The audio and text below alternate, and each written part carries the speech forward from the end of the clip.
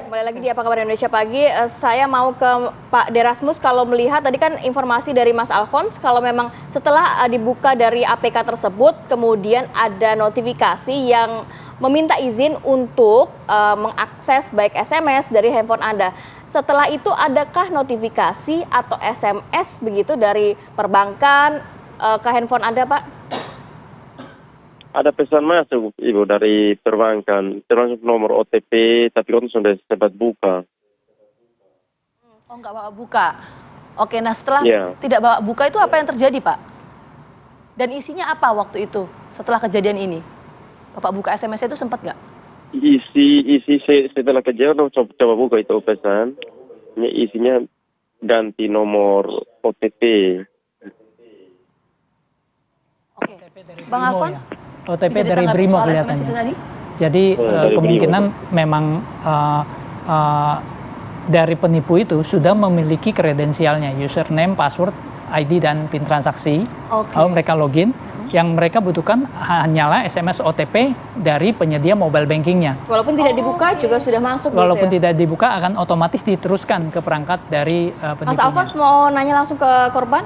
Silakan, Mas.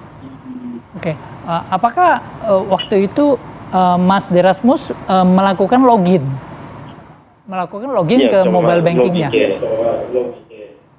Iya, itu memang kita sempat melakukan itu, tapi sudah bisa login, bisa masuk ke Brimo. Login.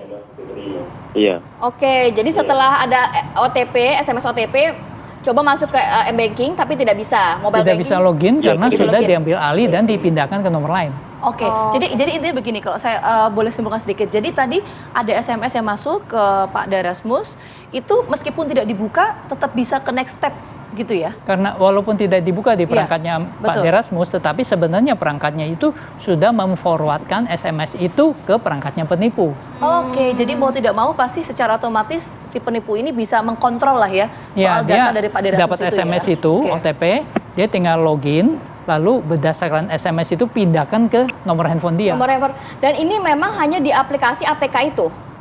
Betul, jadi APK ini yang memindahkan SMS otomatis itu namanya SMS forwarder, biasa SMS to Telegram.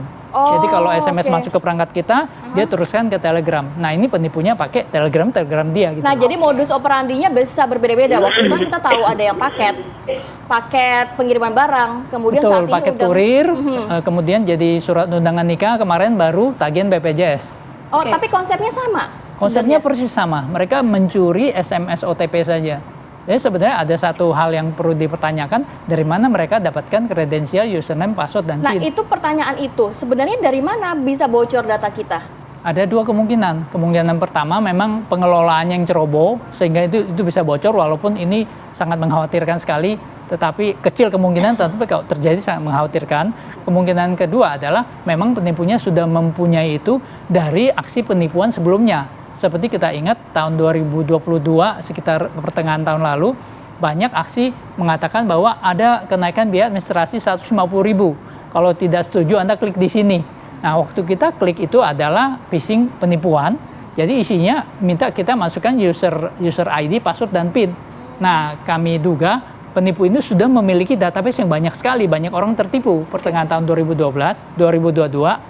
Lalu mereka hanya membutuhkan SMS OTP itu, jadi ini udah targeted attack. Oke, sebelum kita masuk ke keamanan cyber tadi, ada hal yang belum tergali. Saya ingin pastikan dulu bahwa kalau misalnya nih masyarakat atau penonton yang sekarang lagi nonton dialog kita nih, Bang Alphonse ya, kalau dapat SMS serupa atau mungkin dapat WA serupa undangan, kalau tidak diklik, berarti itu tidak akan bermasalah secara sistem? Pasti, kalau tidak diklik tidak akan bermasalah. Kalaupun diklik, tidak klik setuju. Waktu diklik pertama kan minta apakah Anda yakin ingin menginstal dari luar Play Store. Jika Anda tidak, ya tidak akan install. Lalu kalaupun sudah diinstal, ada peringatan kedua.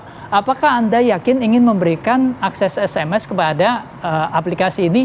Kalau Anda tidak, ya sudah tidak akan terjadi. Oke, baik. Saya mau ke Pak Derasmus dulu sebelum ke Bang Alphonse. Pak Derasmus, sebetulnya Pak Derasmus itu dapat WA undangan ini baru sekali atau bagaimana Pak? Sebelumnya sudah pernah? Kalau undangan pernikahan sudah pernah dari sahabat. Oh, bukan, maksudnya yang seperti kejadian ini? Teman sekolah. Bagaimana Pak?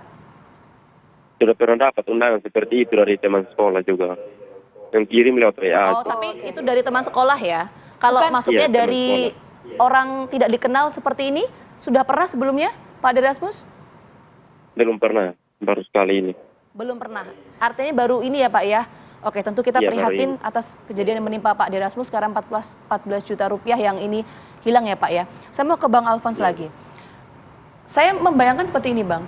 Kalau tadi Bang Alphonse mengatakan bahwa oke, satu sisi harus kewaspadaan masyarakat untuk kemudian tidak mengklik secara sembarangan, literasi digital juga harus ditingkatkan. Tapi kan ini kita juga butuh sebuah sistem. Pertanyaannya adalah bagaimana kemudian data kita, itu data loh Bang, data pribadi ya kan. Ada tadi m-banking dan lain sebagainya, itu kok bisa dengan gampang orang tuh bisa mengakses, menyebarluaskan, bahkan nomor handphone tadi kan Pak Derasmus mengatakan nggak kenal kan sama nomor itu, kok bisa, itu gimana? Sebenarnya penyedia mobile banking ini harus menyadari hal ini. Ini sudah terjadi. Waktu bulan Juni 2022 itu pun ada yang memberikan OTP dan ini bisa diambil alih akunnya. Harusnya penyedia mobile banking ini memperbaiki sistemnya. Jadi sebenarnya ada kalau di dalam security ada what you know dan what you have. Kalau what you know itu username, password, ID, PIN. What you have itu kartu ATM, ada KTP dan wajah kita. Jadi harusnya mereka melakukan pengamanan sekalipun user ID, password, PIN bocor ditambah dengan OTP SMS bocor, akun ini tetap aman. Sebenarnya ada caranya. Jadi setiap kali terjadi itu, kalau penipu ingin melakukan penipuan, mereka kan pasti akses dari nomor HP baru. Nah, jadi setiap kali terjadi pergantian HP harus memperlihatkan mengakses what you have. Jadi mesti ke ATM-nya, masukkan, dapat user ID dari mobile banking baru atau dari ke CS-nya bahwa aku mau ganti nomor HP gitu loh. Kalau sekarang kan cukup berbekal SMS sudah bisa ganti Bang HP. Alphonse, Ini bahaya. pertanyaan saya selanjutnya begini Bang, kalau tadi kan saya mendengar penjelasan Bang Alphonse sih cukup panjang sekali sebenarnya sistemnya ya untuk bisa pada akhirnya ada penipuan bermodus undangan ini melalui aplikasi. Itu Bang Alphonse melihat memang ada dugaan keterlibatan pihak lain, sebuah sistem yang lebih besar atau seperti apa sih? Perbankan atau provider begitu mungkin. Oke, kalau keterlibatan yang pihak lain, kalau menurut perkiraan saya sih tidak, itu merupakan kriminal yang sangat serius dan mungkin kecerobohan dari pengelolaan data satu, pengamanan yang kurang baik. Lalu ada yang terjadi adalah karena aksi yang ini melakukan rekayasa sosial yang sangat mudah dan masyarakat yang memang kurang teredukasi dengan baik, dengan mudah memberikan persetujuan insta aplikasi. Oke, itu di luar itu ya, Bu. Kita tahu bahwa memang sistem keamanan kita juga masih kurang cukup ketat untuk cyber sendiri. Tapi kalau balik lagi ke masyarakat, kita tahu masyarakat kita masih menengah ke bawah, mungkin yang banyak mendapatkan seperti ini. Apa yang perlu dilakukan? Karena kita tahu kan mungkin mereka melihat hanya nomor telepon biasa, undangan pernikahan biasa, kiriman paket biasa. Apa yang paling bisa diantisipasi atau mitigasi dengan adanya keadaan ini?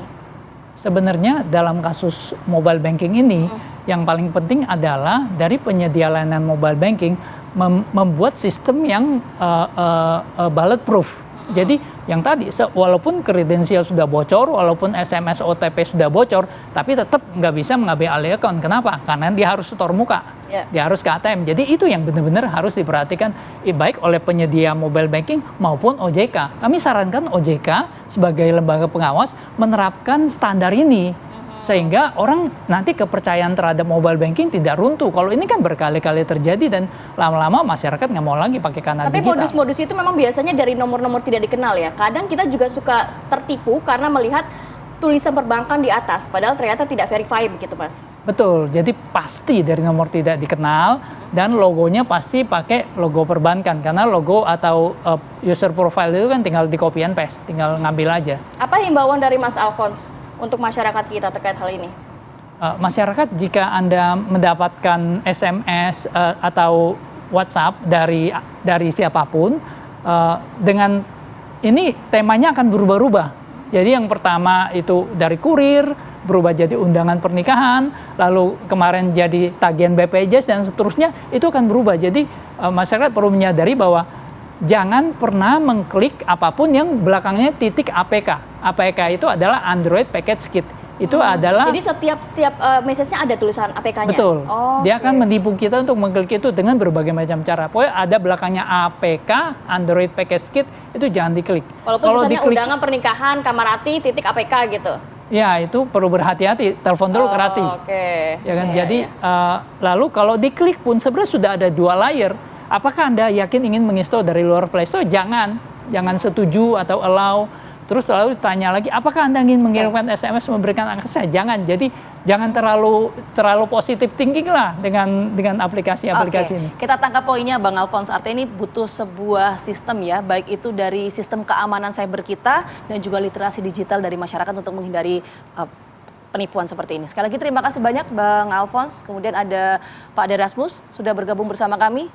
Salam sehat selalu.